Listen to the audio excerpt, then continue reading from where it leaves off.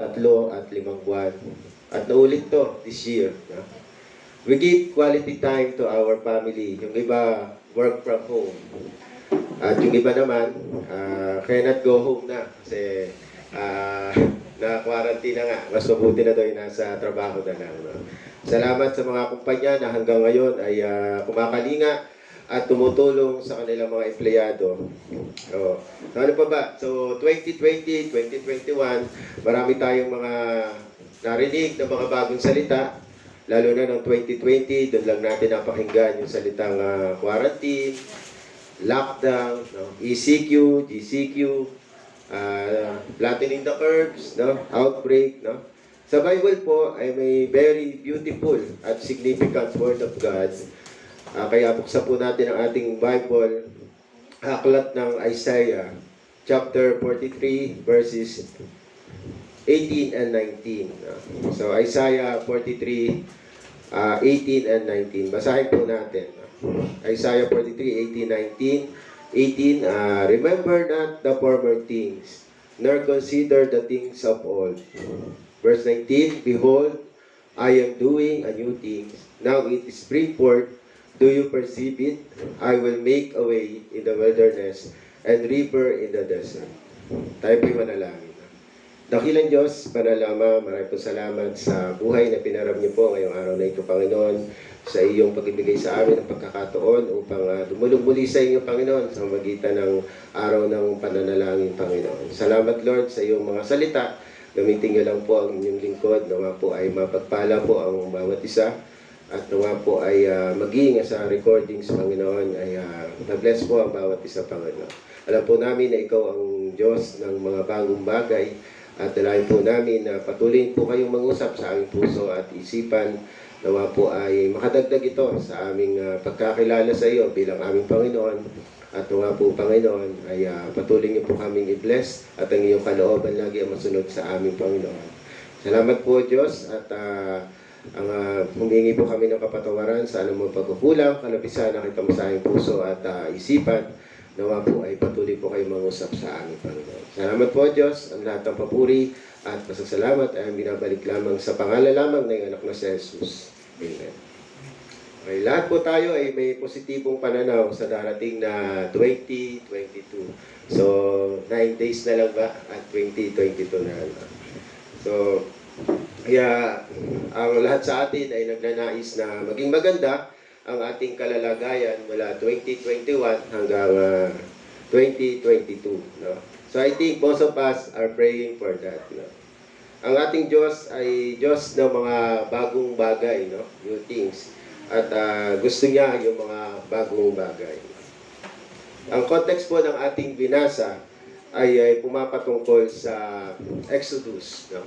Kaya Exodus means departure o pag-alis ng mga Israelite going to Promised Land. No? So tungkol tuwing Holy Week, lagi itong napapalabas sa TV about Moises, no? About sa mga Pharaoh, no? Lagi nating siguro napapanood about the magandang istorya about kay Moises sa pagkahati ng Red Sea. No? Sa panahon na sa mga buhay ng mga Israelita, ang nangyari panahon ito ay sa isa sa pinaka-remarkable o significant na history, no, sa Bible. But according to our text, sabi dito sa Isaiah 43 verse 18, remember na, no, sa ibang salita, stop commemorating, stop reflecting. No? Yung ibang Kristiyano, maaaring ito ay kanilang memory verse, no, yung verse na to. No? So maaaring sa pagkaunawa natin, ito ay mga simpleng nangyayari lang sa ating buhay. Pero sa Diyos ay mga tumapatungkol ito sa mga Israelite. So kalimutan ang mga mapapait na karanasan. So ating mga personal na buhay, pwedeng ganon o magaganda. No? Pero sa balik po tayo sa verse 16 and 17. No? Isaiah 43 verse 16 and 17. So sabi dito, thus said the Lord, which make way to the sea, which make in the way in the sea and path in the mighty water, which bringeth forth the chariot and horse, the army and the power. They shall lie down together. They shall not rise. They are extinct. They are quenched as snow. So sabi dyan sa verse na yan, verse 16, to bring forth chariot and horse and army and warrior, they lie down and cannot rise. They are quenched like sa ating verse, their verse, King James, though sa iba naman ay like a week, no? Sa Tagalog yun ay mitya, no? Parang katulad sa candle, no? Sa dalawang verse na to, makikita natin yung Exodus, no? Ang gustong ilagay sa limot ng Diyos sa mga Israelite, no? Kanilang pagtawid sa dry land, matapos hatiin yung Red Sea, at hinabol nga sila ng Pharaoh, tsaka yung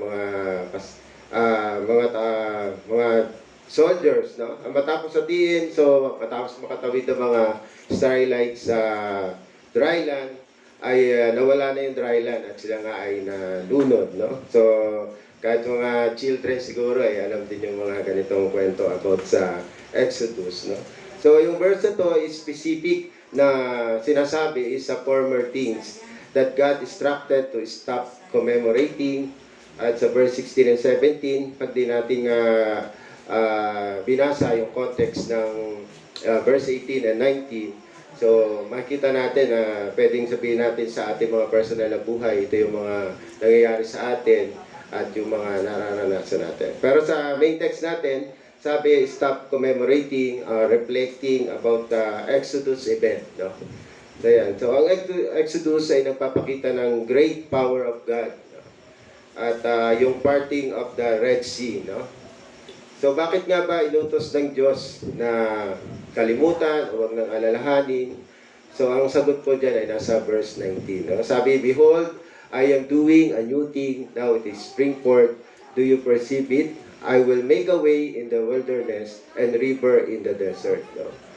So, nagsinabi po ng ating Panginoon na forget the former things is not a recommendation or suggestion lang para sa mga Israelite. It is a command, no? At kahit siguro tayo gusto nating maranasan yung ganitong mga great power of God na talagang ma-experience sa ating buhay, no? So, sabi diyan, God can make a new things, no? God wants to forget good things or former things. Siguro lalo na yung mga bad experiences, no? Painful, traumatic, and tragic ang papalitan. At siguro naman ang papalitan niya ng God ng magaganda at higit na ayon sa kalooban niya sa buhay mo, no? So maraming pagkakataon na tayo na-discourage, nawawala ng pag-asa. At maunawa natin na hinahanda ng Diyos ang ating mga kailangan, no, sa darating pa nating buhay. So we need to stop reflecting on our past, no? We need to break up ng our past na tayo ay makabukod, no? So kailangan nating kausapin ang ating sarili na kailangan na nating makipag-break, no, sa ating nakaraan, no? Upang yakapin natin yung bagong plano ng Diyos para sa atin, no? So, ang lagi natin naririnig, magpatianod tayo, sumunod lamang sa Diyos, anong plano sa atin ng Diyos sa ating buhay, no? So, makikita po natin yung ating sa ibabang verse ng Jeremiah, ano, the best exposition about this. Sa Jeremiah chapter 16, no, verse 14 and 15. Jeremiah chapter 16, verse 14 and 16. 14 and 15. No? Sabi po dito, therefore, behold the days comes, saith the Lord, that it shall no more be said, the Lord liveth, that brought up the children of Israel out of the land of Egypt. Verse 15, but the Lord lived that brought up the children of Israel from the land of the north, and from all the land whither he had driven them, and I will bring them again into their land that I give unto their father. No? So, ang counterpart din na verse niya sa Jeremiah 23, Jeremiah chapter 23, verse 7 and 8. No? Sa Tagalog, ang sabi dito sa Jeremiah 23, talata 7 hanggang 8. No? At sinasabi ni Yahweh, darating nga ang panahon na ang mga tao ay hindi na manunumpa ng ganito. Nariya't buhay si Yahweh na nagpalaya sa Israel mula sa Ehipto. So verse 8, sa halip sasabihin ng mga saksi ko si Yahweh at nagpalaya sa mga Israelita mula sa lupain ng Hilaga at sa lahat ng lupain ang pinagtapunan ko sa kanila, babalik ko sa sariling mga lupa at doon muling mamumuhay. So, gusto lang nating ipunto sa unang punto ay kailangan natin na i-change yung ating mindset, yung ating priority. No? So, point number 1, change your mindset and change your priority. No? Kapag tayo ay nakatingin sa nakaraan, ay hindi tayo makakarating sa ating patutunguhan. No? Ayan. So sabi, mahirap paglakad na ikaw ay nakatingin sa iyong likuran. No? Hindi mo mararating ang iyong destinasyon. No? So we must learn to love new things, new priority in our life. Believe in yourself na kaya mo at hindi ka pa, wala naman tayong nakita na sumunod sa Diyos at napahamak. So yung pinaka-importante, na tayo ay sumusunod sa Diyos at sure na hindi tayo mapapahamak. No? Dapat yung commitment ay makita sa atin. No? So dapat ang ating commitment, I do whatever it takes. No? Hindi lang I try. No? Meron pang ang kanta, I do my best. No? Sabi nga sa kanta, I did my best, but my best wasn't good enough. So yan, so sabi, pag ikaw ay sumunod sa Diyos, sabi nga sa salitang kanto, patay kung patay, no? Ayan, so I will do my best whatever it takes, no? Kaya nga yun lagi ang hamon din ng mga nagkasalita dito na talagang dapat ay maging masunurin tayo sa Diyos, no? Ang magpapagaling sa iyo ay ang pagkakaroon ng wisdom na nagmumula sa Diyos, no? Pero ang sabi sa ating main text, forget, remember not, or stop reflecting, stop commemorating, whether it's good, no, or bad. So kailangan hindi ka masyadong nakahang doon, no? So sabi, whether it's good or bad, we learn how much more yung mga bad experiences talaga, no? So, under point number 1, so dapat you cannot brag, no, your past victories, no? So, yung ating mga dating tagumpay, no, once of the preaching ni Brother Joshua, kung saan damakmak daw yung iyong mga diploma, no, pagdating sa Diyos, 0 yan eh. Hindi mo maipagmamalaki yan, no? So, dapat nga talaga ay back to yung back to 0 ka, empty cup ka lagi pagdating sa pagsunod sa Diyos, no? So tingnan natin po yung nangyari sa mga Israelite, no? Marami silang tagumpay, no? Una na dito yung pag-alis nila sa Ehipto, no?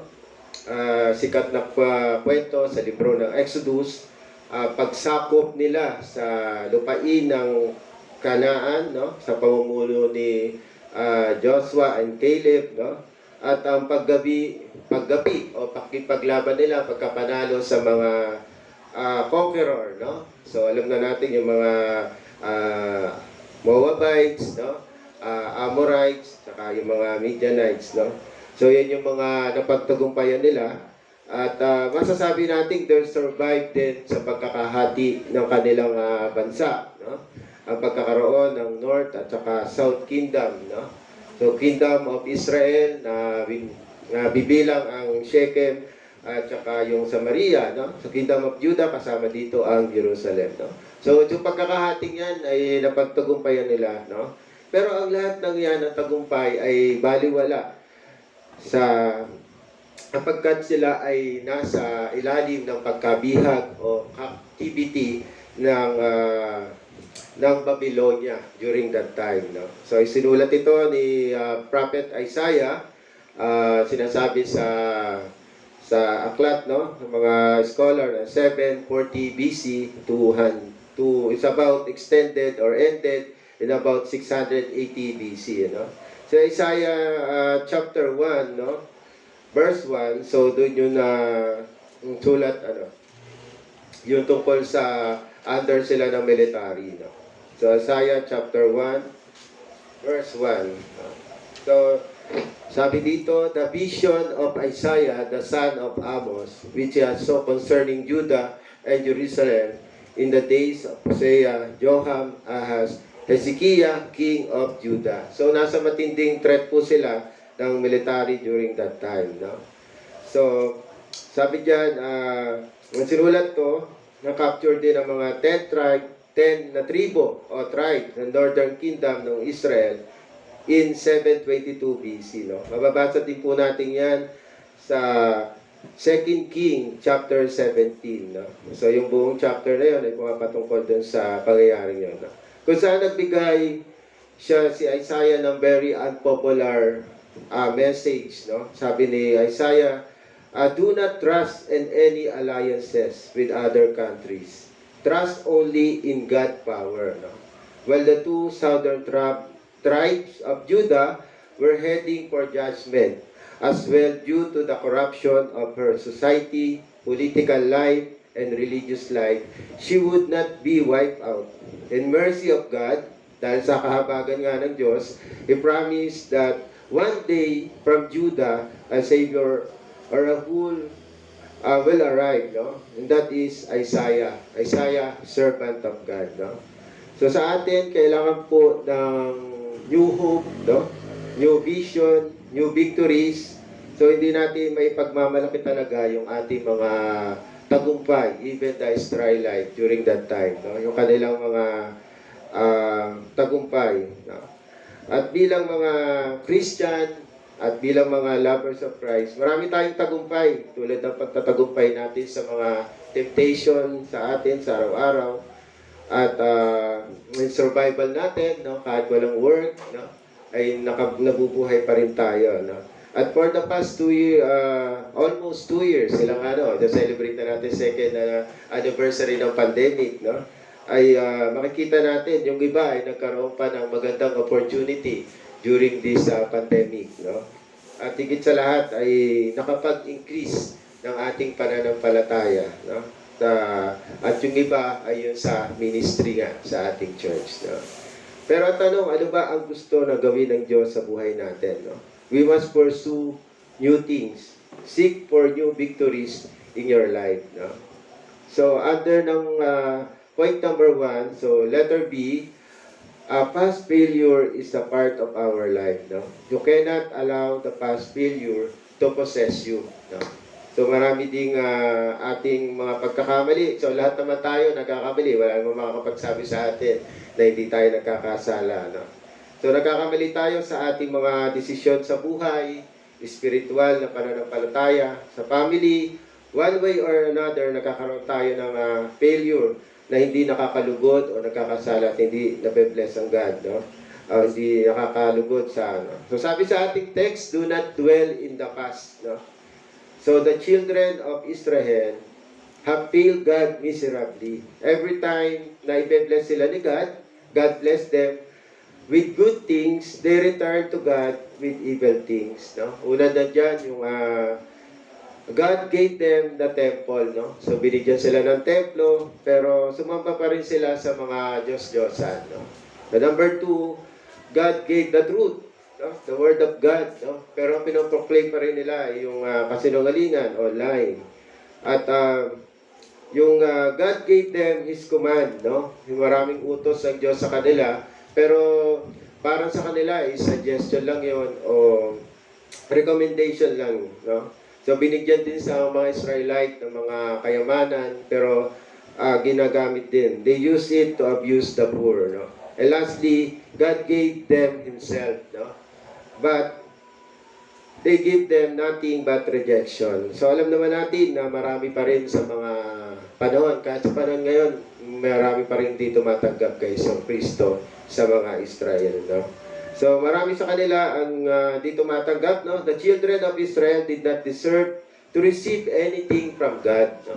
Sa dami ng mga ginawa nila, nandiyan pa rin si God, no? Yet, still, God loved them, no? He earnestly and wanted to help them change, no?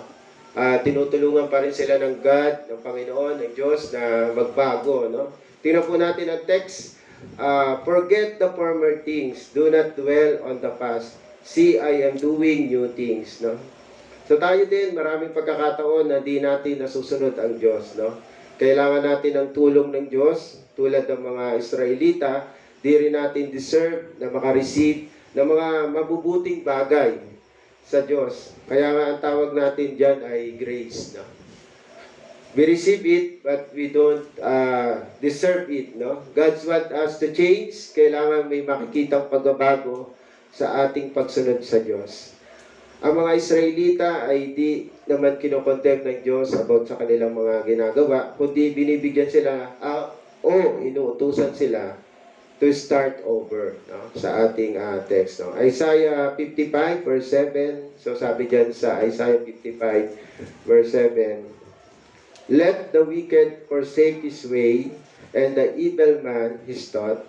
Let him turn to the Lord, and he will have mercy on him, and to our God, for they freely pardon. No? So, ang ating po Panginoon, God is a God of mercy, a merciful God. No? At yung mercy, we deserve, pero hindi binigay ng Diyos sa atin. No? So yan, so we deserve, tulad niya ang ating salvation, no? So we deserve punishment, we deserve hell, no? We deserve condemnation, pero hindi siya binigay sa atin dahil sa kahabagan ng Diyos, no? So kaya nga sabi sa Isaiah 57, dapat talikdan ang gawaing mali at magbago ng maling isipan, no? Lumapit kay Yahweh upang ang kahabagan mula sa Diyos ay matatamo nila na may kapatawaran. No? So, letter C, under ng point 1, no? You cannot live on yesterday's faith. No? So, alam naman natin ang mga Israelita, pinagdaanan nila. No? So, yung kanilang pananampalataya ay hindi sasapat para sila ay makalaya sa pagkakabihag ng Babylonia. No? The Israelite had experienced great spiritual blessing throughout their history, no? Una dyan, yung first Passover, crossing to the Red Sea, and conquering the land of Canaan, and building of the temple, no? Ang mga Israelite ay nakita yung kamay ng Diyos na kumikilos sa kanilang buhay, no? Yet their faith in what God has done was doing nothing to deliver them, no? From their present situation. The old faith was not sufficient enough to deliver them from the present problem. No? They needed new faith, new vision for what God could do. No? They needed a new portion of faith that brought to pass all the victories from before. So, alam din naman natin yung 40 years in the wilderness. No? Dahil naranasan nila kapangyarihan ng Diyos na kumilos na makapangyarihan. So sabi nga, the biggest room in the world is the room for improvement. Yung mga naranasan natin in the past years, maraming po tayong naranasang kabutihan ng Diyos. No? Para ma-discover natin kung ano ang gusto ng Diyos sa atin, we need to clarify our focus. No? Point number 2, clarify our focus. Or mindset. No? So kailangan i-analyze natin ating sarili. Inventaryohin natin ang ating sarili sa harap ng Diyos. Tayo ba'y kalugod-lugod pa sa Panginoon? No? Ako ba'y nagpapagal talaga para sa Diyos? No? Kailangan natin ng bagong pananampalataya. Kaya nga renewal of faith, no? Revival. No?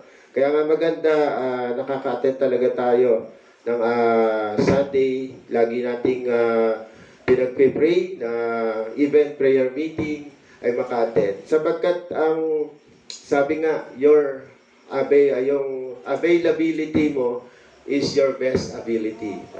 Isa sa best ability mo, yung pagiging avail new things. Now it is spring forth, do you perceive it? No? I will make a way in the wilderness and the river in the desert. No?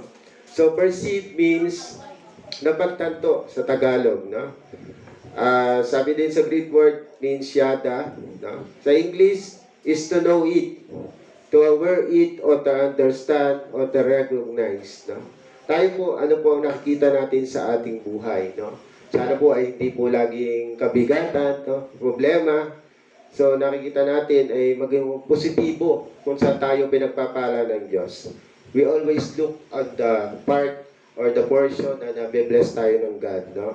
At higit pa tayong pagkapalain, no? Pagkapasalamat natin kung ano yung mga nangyayari sa atin, no? Sa atin po, kung paano natin titingnan ang ating buhay, no? So, dapat may tama tayong perspective na sinasabi, no? Sa ating buhay, no? So, kaya nga, panahon ngayon, uso yung pangalang marites, no? Kapag kami nakausap ka, maaaring maduktungan yung problemang binigay sa'yo, no? Na sinabi. So, dyan nagkakaroon ng problem minsan yung Christian, no? Kaya nga wag daw tayo manonood ng mga drama kasi magiging madrama din tayo. Pagdaan ka naman ng balita, puro negative, no? So maganda, focus on the Word of God, no? Sapagkat siya lang ang makakapagbigay sa atin ng mga positibong pananaw, tamang gawain sa ating buhay, no? How do we perceive our experiences, no? Sabi sa pinasa natin, I will make a way in the wilderness and river in the desert, no? So ibig sabihin lang ng Diyos ay gagawa siya ng himala o miracle sa ating buhay, no? Ako po ay nakakita na ng disyerto pero sa picture pa lang, no? Si Pastor ba na-experience na ng disyerto, no? So sinasabi lang dito sa verse, marami ba tayong disyerto sa ating buhay, no? For sure, alam ng Diyos kung ano yung ating kalalagayan at siya din yung gagawa ng solusyon sa ating mga problema, no? So meron pa bang ang salita ng Diyos ay may assurance o may kasagutan kung ano man yung ating hinihiling sa Kanya, no? So sabi nga sa verse, a river in the desert, no? It means possible, impossible to be possible, no? Sabi nga sa verse sa Matthew chapter 19, verse 26, with God, all things are possible, no? May disyerto pa rin ba tayo sa ating buhay na kailangan ng miracle ng God, no? So, sabi din sa Proverbs chapter 3, verse 5 and 6. No?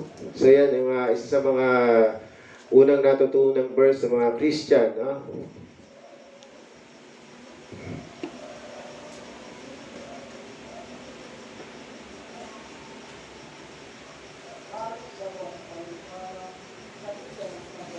So, Proverbs chapter 3, verse 5 and 6. So sabi dyan, trust in the Lord with all thy heart, and lean not unto thine own understanding. And all their ways acknowledge Him, and He shall direct thy path. No? So the keyword lang is all thy ways. No? So lahat daw ng ating gagawin. So ito yung verse na hindi talaga na-apply natin mga Kristiyano. All thy ways. Minsan talaga pinangahawakan natin yung sarili natin mga desisyon o ating instinct, no? So dapat lahat, all thy ways, sabi, i-acknowledge mo ang God, ipag-pray mo sa Lord, no? So yan, so ilapit natin sa Diyos sa pamamagitan ng panalangin, no? At sa lahat ng ating hakbangin sa buhay, ay dapat ay Diyos lagi ang ating kasama, no? Ang salitang behold sa ating main text ay utos o dapat bigyang atensyon. Ang behold ay ginamit sa Bible ng 1,298 times, no? 1,298 times sa Bible. So God of new things, but something has never done before. So gagawa si God ng mga hindi niya pa nagawa sa iyong buhay, no? So God gave us, ang kailangan lang natin ay give God space, no? To work a new things in your life, no? Bigyan lang natin ng space si God, no? Do not give God your plan and expectation, agenda, and expect Him to approve it, no? Hindi pwedeng ikaw ang magbibigay, no? At ipapa-approve mo lang sa Diyos, no? So rather, give Him a clean slate, a pure heart, no? Yung pure heart natin na dapat ibigay din natin sa God. And God will change our life, no? Our attitude and our thinking, no? Para tayo mag-isip, no? Yung tatlong bagay na yon ay babaguhin ng Diyos, no? So, dahil nga sa ating experience 2020, 21, no? COVID-19, ay natutunan natin ng maraming bagay, no? Ayan yung ating ilan sa mga to, paggamit ng mga hand sanitizer na dati naman, hindi naman tayo masyadong maselan, no? Kung paano magsuot ng mask, no? Gloves, at saka PPE, no? At yung ating social distancing, no? Natutunan din natin ang paggamit ng technology sa worship, no? Via Zoom, no? At yung meeting, no? Gagamit natin yung bagong technology, which is na-appreciate natin yung blessing ng God sa mga ginamit niya upang ma-develop to, no? Online shopping, no? Di ba? Shopee, Lazada, add to cart na lang, no? So yan yung ating mga natutunan, no? At yung ibang may mga karamdaman dahil hindi pwedeng makihalubilo sa hospital, meron din tinatawag na telehealth doctor, no? So, check up by appointment. Okay? Online na rin, no? So, higit sa lahat, yung mga bagong terminologies na natutunan natin, no? Na-experience natin sa ating buhay, na quarantine, flatten the curves, no? Mga outbreak na sinasabi, no? So, natutunan din natin, ang mga bagay na dati nating nakagawian na hindi na pala natin pwedeng gawin. No? Tulad ng pagyakap, no? Paghalik, pagmamano. So, hindi na muna natin ginawa yan during this pandemic. No?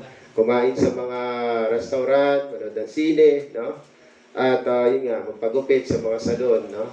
Food spa, ay hindi na din nagawa yan during pandemic. So, natutunan natin na hindi din muna mag-celebrate ng mga okasyon sa pamilya. No? At ilan sa mga experience natin ng pandemic ay may kukonsider natin na former things na kasi papasok na tayo sa new normal, no? So yan, so patungo na tayo sa new normal. So 2022 will be better because of our prayers, no? At si God naman ang talagang may ano ng ating buhay, no? Kaya nga last week binigyang diin ni Pastor, no? Nasaan ka sa araw ng pananalangin, no? So, importante talaga na bukod pa sa ating personal devotion, we attended Sunday and prayer meeting, which is ang sikat talaga ay si Jesus at si God, no? So, panghawakan lang po natin ang pangako ng Diyos, no? So, mababasa din na natin sa chapter ng Isaiah 43, chapter 2, no? Isang promise yan, ang pangako ng Diyos, no? Isaiah 43, Verse 2, so sabi diyan, when thou passest through the water, I will be with thee, and through the river, they shall not be overflow thee. When thou walkest through the fire, thou shalt not be burned, neither shall be flame candle upon thee. So di po tayo iiwan ng Diyos, no? At lagi nating siyang makakasama. Gusto lang ng Diyos na tayo ay lumabas sa ating comfort zone, no? Sa ating mga sarili. God likes new things, no? Kaya nga sabi din sa Revelation chapter 21 verse 5, no? Revelation chapter 21 verse 5, mababasa din natin, behold, I will make all things new, no? Ayan, behold, I will make all things new, no? So bilang pagtatapos po, bilang Kristiyano, una, kung tayo maglulook back sa atin, okay lang tumingin tayo sa ating mga pinagdaanan, no? Pero dapat saglit lang, no? Hindi na natin masyadong i-stagnant yung ating sarili, no? Kaya nga napaganda ng ating bayan, sabi, keep moving, no? Ang tagline, no? Keep moving, no? So number 2, when God gives you something new, do not reject it, no? So huwag nating dededmahin, no? Huwag nating basta lang isa-isip na ito ay recommendation, suggestion lang, no?